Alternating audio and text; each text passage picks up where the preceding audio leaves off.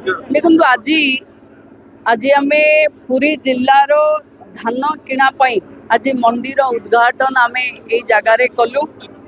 एठी विष्णुपुर अंसाल अंडिया ये तीनटा पैक्स थिबा चाषी माने एठी धान देबे।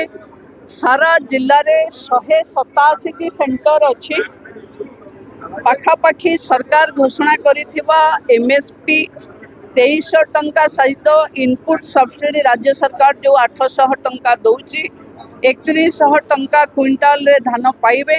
जहाँ आज जो धानर मान चिन्हट करिवार मेसीन आज एठी उद्घाटन भी हैला एवं जिला स्तर रे धानर मान को चाषी देखि परिबो। किछि लुचा छपा नहीं। चाषी जो गाड़ी आसीबो ता धेरे जीपीएस लागिबो। तेणु धानटा जहाँ किणा जीव मझी लोक नहीं चाषी ठू सरकार सीधा सीधा किणिबो।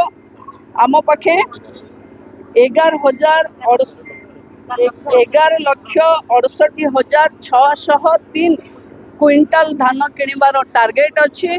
जदि आठू अधिक भी चाषी देले ताकू भी सरकार किणिबो। देखो एटा लोकंक सरकार रे चाषी माने तांकर बिल रे करिथिबा चाष सरकार को बिकिबा पई आसुचंती। तेणु चाषी मान को भल व्यवहार देखा चाषी व्यवस्था करवा ये सरकार रो प्राथमिकता। तेणु अधिकारी मान को सरकार तरफ निर्देश अच्छी चाषी मान व्यवस्था करवा। नोडाल ऑफिसर जी अच्छा चाषी दुख सुख बुझा व्यवहार भल करवा ये प्राथमिकता। सबू को सरकार किणिबो। जे मानरे अच्छी जे मानरे नहीं सरकार सबू को किणिबो। चाषी माने हताश होबा किछि आवश्यक नहीं।